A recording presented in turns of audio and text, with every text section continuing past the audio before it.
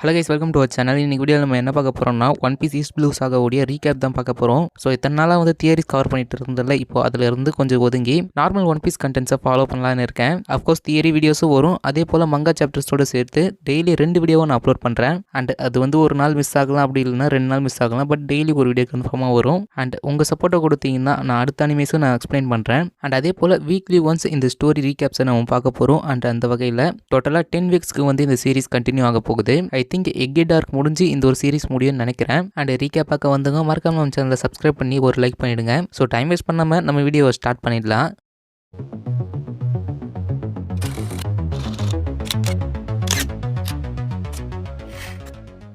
First இந்த east blue சாகா வந்து நம்ம லூஃபியோட ஜேர்னியில் இருந்து தான் ஸ்டார்ட் ஆகும். அண்ட் அந்த டைமில் அந்த ஸ்டோரி கொஞ்சம் ஸ்மாலாக இருந்தது. அதே போல் ஒரு பீஸ்ஃபுல்லான வில்லேஜில் இருந்து தான் நம்ம லூஃபியோட ஜேர்னி ஸ்டார்ட் ஆகும் ஈஸ்ட் ப்ளூவில்.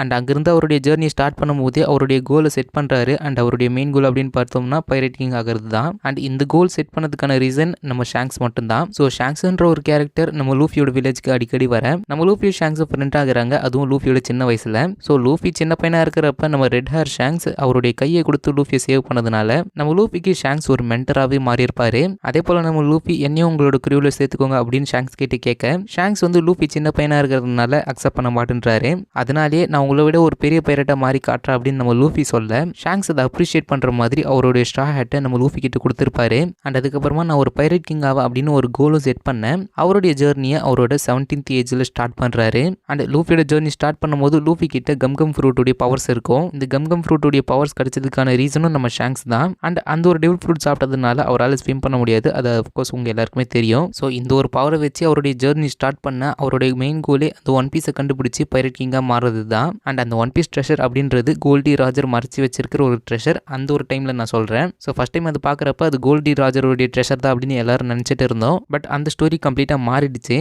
அந்த டிரான்ஸ்ஃபர்மேஷனுக்கான ரீசனை வரப்போகிற ரீகேப்ஸில் நான் சொல்கிறேன். எனவே நம்ம லூஃபி அவருடைய ஜேர்னியை ஒரு கோலோடு ஸ்டார்ட் பண்ணுறாரு. அண்ட் இதுக்கப்புறமா அவருடைய ஜேர்னி இப்போ ஷெல் ஸ்டோனுக்கு கூட்டிகிட்டு போகுது. அண்ட் அதுக்கான மெயின் ரீசன் அப்படின்னு பார்த்தோம்னா கோபி. ஸோ கோபியும் லூஃபியும் ஆல்விடா பைரட்ஸ் உடைய ஷிப்பில் மீட் பண்ணியிருப்பாங்க.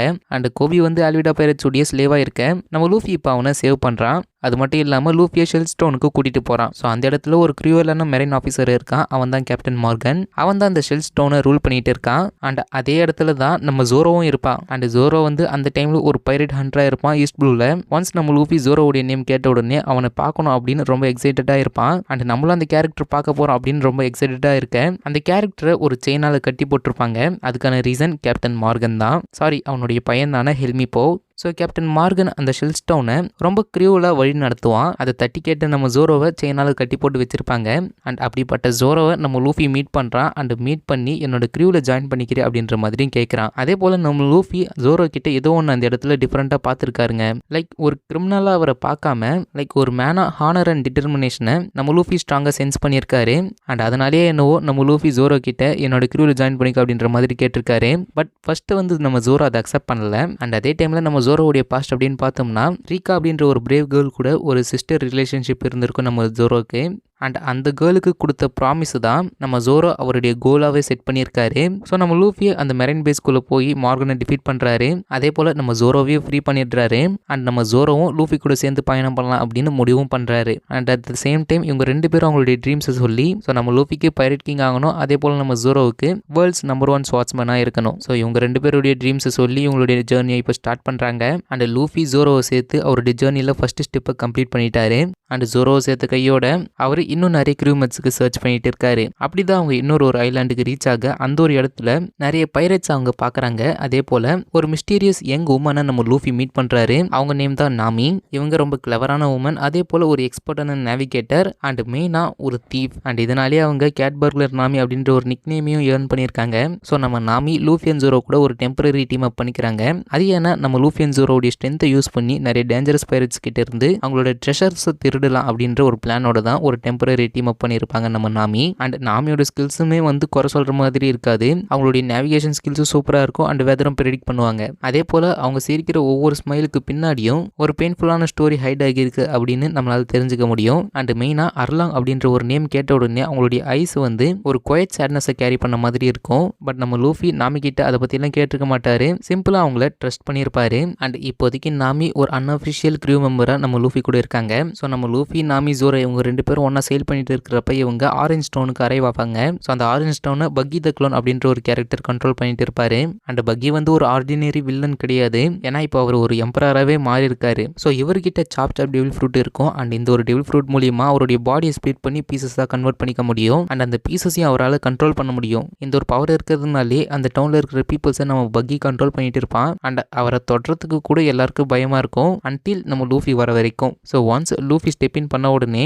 பக்கியை ஒரு ஃபன்னி கேரக்டரை மட்டும் பார்க்காம அவர்கிட்ட இருக்கிற குரூவாலிட்டியை நோட்டீஸ் பண்றாரு. ஸோ அவங்களுடைய கிளாஷ் பார்க்க ரொம்ப காமிக்கலாகவும் இன்டென்ஸாகவும் சூப்பராக இருக்கும். அண்ட் பக்கி வந்து லூஃபியை ஜஸ்ட் ரப்பர் பாய் அப்படின்ற மாதிரி அண்டர் எஸ்டிமேட் பண்ணி வச்சிருப்பாரு. ஸோ இப்படி இருக்கிறப்ப இவங்க 2 பேருக்குள்ள ஃபைட் ஸ்டார்ட் ஆக நம்ம நாமியோட குயிக் திங்கிங்காலையும் ஜோரோவுடைய பிளேடாலையும் லூஃபியோட பஞ்சினாலையும் அந்த ஒரு டவுனை அவங்க ஃப்ரீ பண்ணியிருப்பாங்க. அதுவும் இல்லாமல் நம்ம லூஃபி ஒரு பவர்ஃபுல்லான ஃபினிஷிங் ப்ளோவை கொடுத்து நம்ம பக்கியை சென்ட் ஆஃப் பண்ணியிருப்பாரு.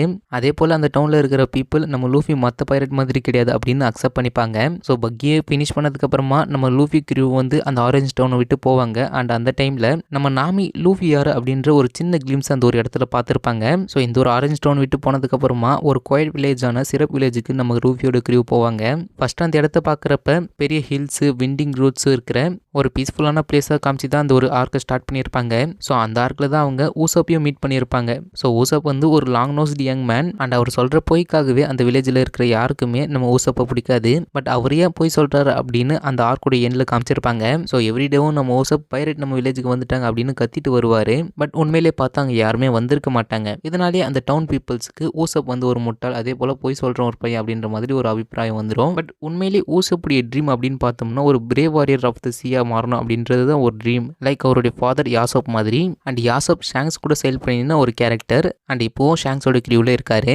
அண்ட் இமிடியேட்டாக நம்ம லூஃபி ஊசப்புடைய பிக் ட்ரீம்ஸ் அண்ட் அட்வென்ச்சரஸ் ஸ்பிரிட்டை பார்த்த உடனே கனெக்ட் ஆகிக்கிறாரு. பட் அந்த டைமில் தான் ஒரு ட்ரபிளும் ஸ்டார்ட் ஆகுது. அது கேப்டன் கூரா அப்படின்ற ஒரு ஃபார்மில் வந்திருக்கு. ஸோ இந்த பைரட் வந்து அந்த வில்லேஜுடைய பிரின்சஸான கயா கூட ஒரு செக்ரட்டரியாக இருந்தார். அதுக்கான ரீசனே கயாவை கில் பண்ணி அவங்களுடைய ப்ராப்பர்ட்டியை அக்வயர் பண்ணுறது தான். இந்த ஒரு உண்மையை பற்றி நம்ம ஊசப்புக்கு தெரிஞ்சிடுது. அண்ட் ஊசப்பும் எல்லார்ட்டையும் சொல்லி பார்க்குறான். பட் ஊசப்பு யாரும் நம்ப மாட்டேன்றாங்க, எக்ஸப்ட் நம்ம லூஃபியோட கிரீவை தவிர்த்து. ஸோ நம்ம லூஃபி கேப்டன் கூரா கூட ஃபைட் பண்ணுறதுக்கு ஹெல்ப் பண்ணுறான். அண்ட் அந்த ஒரு இடத்துல கொஞ்சம் லென்த்தியான பேட்டில் பார்த்த மாதிரி இருக்கும். பட் அந்த ஒரு பேட்டிலில் கூரோ டிஃபீட் ஆகிடுறாரு. அண்ட் கயாவும் சேவ் ஆகிடுறாங்க. அண்ட் அதனாலே கயா வந்து ஒரு ஷிப்பை கிஃப்ட் பண்ணுறாங்க. அண்ட் அந்த ஒரு ஷிப் தான் தி கோயிங் மெரி. அண்ட் ஊசப்பும் அவருடைய ட்ரீம்ஸை சேஸ் பண்ணுறதுக்காக அவருடைய ஜேர்னியை ஸ்டார்ட் பண்ணுறாரு. ஸோ அதனாலே அவர் ஸ்ட்ரா ஹேட் பைரட்ஸ் கூட ஜாயின் பண்ணிக்கிறாரு. இப்போ ஊசப் அவருடைய ஜேர்னியை ஸ்ட்ரா ஹேட்ஸ் கூட சேர்ந்து ஸ்டார்ட் பண்ண அவருடைய ஃபர்ஸ்ட் டெஸ்டினேஷனே பராட்டி தான். ஸோ இந்த பராட்டி ஆர்க்கில் தான் நம்ம சாஞ்சியை மீட் பண்ணுவோம். நம்ம ஸ்ட்ரா ஹேட்ஸ் வந்து ஃபுட்டே இல்லாமல் சேல் பண்ணிட்டு இருக்கிறப்ப ஒரு யூனிக் பிளேஸை கண்டுபிடிக்கிறாங்க. அந்த ஒரு பிளேஸ் தான் பராட்டி. இந்த பராட்டி அப்படின்றது மிடில் சீல இருக்கிற ஒரு ஃப்ளோட்டிங் ரெஸ்டாரண்ட். இந்த ஒரு இடத்துல அமேசிங்கான ஃபுட் கிடைக்கும். அதே போல் டேட்டிங்க்கும் நிறைய மெரைன் மெம்பர்ஸ் வருவாங்க. ஸோ அந்த இடத்துல நிறைய செஃப் அண்ட் குக்ஸ் இருப்பாங்க.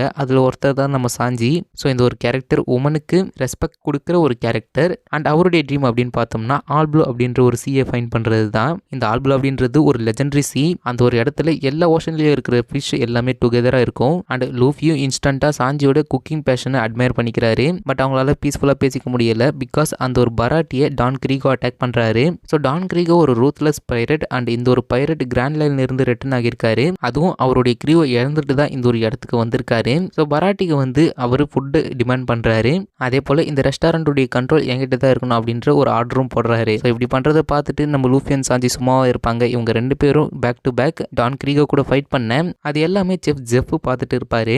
இவர் தான் சாஞ்சியோட லைஃப்பை சேவ் பண்ணது. அண்ட் அந்த ஒரு ஃபைட்டோட எண்டில் டான் கிரீகோ டிஃபீட் ஆகிட்டு இருப்பாரு. அதே போல் இவங்க 3 பேர் ஃபைட் பண்ணிட்டு இருக்கிற இந்த டைமில் மீஹாக் அப்பியர் ஆகியிருப்பாரு. ஸோ மீஹாக் வந்து வேர்ல்ட்ஸ் நம்பர் 1 ஸ்வாட்ஸ்மேன். ஸோ இவரை டிஃபீட் பண்ணால் ஜோரோ ஒரு பிக்கஸ்ட் ஸ்வாட்ஸ்மேனாக மாறிட முடியும். அதனாலே அவர் கூட ஃபைட் பண்ண போக நம்ம ஜோரோ வந்து ஈஸியாக டிஃபீட் ஆகிடுவார்.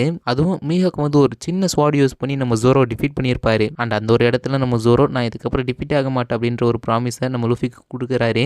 தென் நம்ம சாஞ்சியும் அவருடைய ட்ரீமை சேஸ் பண்ண வேண்டிய டைம் வந்துடுச்சு அப்படின்னு கேப்டன் ஜெஃப் கிட்ட சொல்லிட்டு அவரை பவ் பண்ணி ஸ்ட்ரா ஹேட்ஸோட ஜாயின் பண்ணிக்கிறாரு. அதுவும் ஒரு குக்கா ஜாயின் பண்ணிக்கிறாரு. இவர் ஜாயின் பண்ண அந்த டைம்ல ஒரு டர்னிங் பாயிண்ட் நடக்குது. என்னன்னு பார்த்தோம்னா நாமி கோயிங் மேரியை ஸ்டீல் பண்ணிட்டு சடனா டிஸப்பியர் ஆகியிருக்காங்க. அதுவும் அந்த மொத்த ட்ரெஷரோட.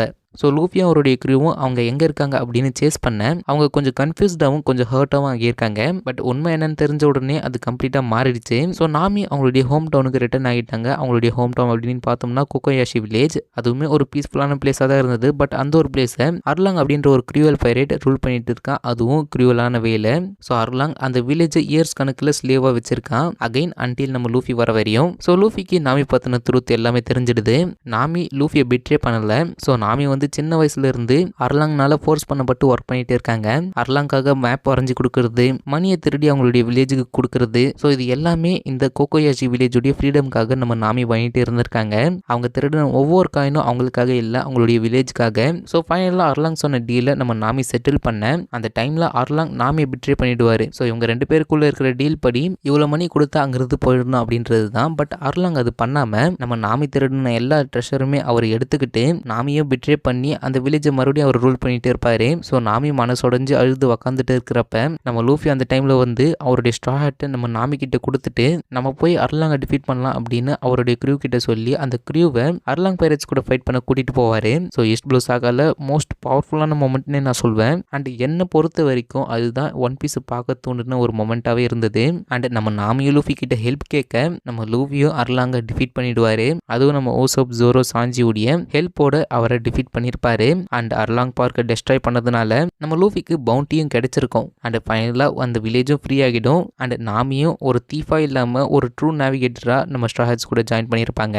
இப்போ நாமியும் அவங்களோட வில்லேஜை ஃப்ரீ பண்ணதுக்கு அப்புறமா இப்போ ஸ்ட்ராஹட்ஸோடைய ஐஸ் எல்லாமே இப்போ கிராண்ட் லைனில் தான் இருக்கு. இந்த கிராண்ட் லைன் அப்படின்றது இந்த வேர்ல்டுடைய மோஸ்ட் டேஞ்சரஸ் சி. அண்ட் அந்த கிராண்ட் லைனுக்குள்ளே என்டர் ஆகிறதுக்கு முன்னாடி அவங்க லாஸ்ட்டாக ஒரு ஐலாண்டுக்கு போயிருப்பாங்க. அதுதான் லாக் டவுன். அதை town of the beginning and the end அப்படின்னு சொல்லுவாங்க. அண்ட் இங்கே தான் லெஜெண்டரி பைரட் கிங்கான கோல்டி ராஜர் பிறந்திருக்காரு. அண்ட் இங்கே தான் அவரை எக்ஸிக்யூட்டும் பண்ணியிருக்காங்க. அண்ட் அந்த ஒரு இடத்துல தான் ஒரு கிரேட் பைரட் ஏராவும் பிகின் ஆச்சு. அந்த ஸ்ட்ரீட்டில் அவர் வாக் பண்ண அவரோட ஐடல் பற்றி அவர் நினச்சி பார்க்குறாரு. ஸோ இவர் இப்படி யோசிச்சுட்டு இருக்க அந்த ஒரு இடத்துல ஒரு மெரைன் கேரக்டர் காமிக்கிறாங்க. அவர் பேர் தான் கேப்டன் ஸ்மோக்கர். ஸோ அவர் லூஃபியை ரெக்கக்னைஸ் பண்ணி ஒரு ரைசிங் பைரட் அப்படின்னு கன்சிடர் பண்ணி அவரை கேப்சர் பண்ண ட்ரை பண்ணுறாரு. ஸோ இந்த டைமில் லூஃபியை தவிர்த்து மீதி க்ரூ மெம்பர்ஸ் அதாவது ஜோரோ புது ஸ்வாட்ஸை பை பண்ணிட்டு இருக்காரு. சாஞ்சி ஷிப்பில் எதுல இல்லையோ அதெல்லாம் வாங்கிட்டு இருக்காரு. அண்ட் நாமி அவங்களுடைய மேப்ஸ் அப்டேட் பண்ணிட்டு இருக்காங்க. பட் நம்ம லூஃபி நம்ம ராஜர் எக்ஸிக்யூட் பண்ண அந்த பிளேஸை பார்த்துட்டு இருக்காரு. அண்ட் அந்த டைம்ல பக்கி மீட் பண்ண பக்கி வந்து நம்ம லூஃபி எப்படியே கேப்சர் பண்ணி நம்ம ராஜர் எக்ஸிக்யூட் பண்ண அதே பிளாட்ஃபார்ம்ல நம்ம லூஃபி எக்ஸிக்யூட் பண்ண ட்ரை பண்ணுவாரு. பட் அந்த டைம்ல ஒரு லைட்னிங் ஸ்ட்ரைக் ஆகும். லூஃபி எப்படியோ சேவ் ஆயிடுவாரு. அண்ட் டிராகனையும் அந்த ஒரு இடத்துல நம்மளால பார்க்க முடியும். ஸோ டிராகன் தான் நம்ம லூஃபியை சேவ் பண்ணியிருப்பாரு. அண்ட் அகைன் நம்ம ஸ்ட்ராஹட்ஸ் எல்லாம் மறுபடியும் ரீஜாயின் ஆகி அவங்களுடைய ஷிப்புக்கு போயிருப்பாங்க. அண்ட் லாக்டவுன்ல இருந்து அவங்களுடைய ஜேர்னி இன்னும் ஸ்ட்ராங் ஆக்கி அங்கிருந்து கிளம்புவாங்க. இப்போ இவங்க எல்லாரும் லாக்டவுன் விட்டு கிளம்ப ஸ்ட்ராஹட்ஸ் ஈகரா வெயிட் பண்ணிட்டு இருந்த அந்த மொமெண்ட் அரைவ் ஆகுது. அதுதான் கிராண்ட் லைனுக்குள்ள என்டர் ஆகுது. ஸோ இந்த கிராண்ட் லைன்ல பவர்ஃபுல் பைரட்ஸ் இருப்பாங்க. அண்ட் அன்பிரடிக்டபிள் வெதர் இருக்கும். அண்ட் ஏன்ஷியன் சீக்ரெட்ஸ் நிறையவே இருக்கும். ஸோ அதெல்லாம் எக்ஸ்பீரியன்ஸ் பண்ண அவங்க கிட்ட இருந்து எக்ஸைட்மெண்ட்டான ஐஸை பார்க்க முடியும் அவங்க கிட்ட இருந்து. அண்ட் அந்த கிராண்ட் லைன் அவங்க ரீச் ஆக அவங்களுடைய ட்ரீம்ஸ் அவங்க சொல்றாங்க. அந்த இடத்துல நம்ம லூஃபி நான் பைரட் கிங் ஆக அப்படின்ற மாதிரி சொல்வாரு. அதே போல நம்ம ஜோரோ நான் வேர்ல்ட்ஸ் நம்பர் 1 ஸ்வாட்ஸ்மேனா மாறும் அப்படின்ற மாதிரி சொல்வாரு. அண்ட் அதே போல நம்ம சாஞ்சி கண்டிப்பா நான் ஆல் ப்ளூவை ஃபைன் பண்ணுவோம் அப்படின்ற மாதிரி சொல்வாரு. அண்ட் ஓசோப் நான் இந்த சியோட பிரேவ் வாரியராக இருப்பேன் அப்படின்ற மாதிரி சொல்வாரு. அதே போல நாமியும் நான் இந்த வேர்ல்டுடைய ஃபுல் மேப்பை ட்ரா பண்ண போறேன் அப்படின்ற மாதிரி சொல்லி அவங்களுடைய ட்ரீம்ஸ் எல்லாருமே ஷேர் பண்ணிப்பாங்க. ஸோ இப்போ நம்மளோட ஸ்ட்ராஹட்ஸோடைய ஜேர்னி ஸ்டார்ட் ஆயிடுச்சு. அண்ட் இப்போ இவங்களுடைய நெக்ஸ்ட் டெஸ்டினேஷன் அப்படின்னு பார்த்தோம்னா அலபஸ்தா தான். ஸோ அலபஸ்தால நம்ம crocodile மெயின் வில்லன் தான் பார்க்க போறோம். அதை பத்தி நம்ம நெக்ஸ்ட் வீக் பேசலாம். கண்டிப்பா இந்த வீடியோ பிடிச்சிருக்குன்னு நினைக்கிறேன். பிடிச்சிருந்தா ஒரு லைக் பண்ணிடுங்க. அண்ட் குவாண்ட்ரான் எக்ஸோடைய சாப்டர் 2 பத்தி நான் கூடி சீக்கிரம் ஒரு வீடியோ போடுறேன். அண்ட் மற்ற மங்காஸோடைய எக்ஸ்பிளனேஷனும் கூடி சீக்கிரம் எக்ஸ்பிளைன் பண்ண ட்ரை பண்றேன். மறக்காம நம்ம சேனலை சப்ஸ்கிரைப் பண்ணிக்கோங்க. அண்ட் நாளைக்கு ஒரு வீடியோல வந்து உங்களை மீட் பண்றேன். until then stay tuned.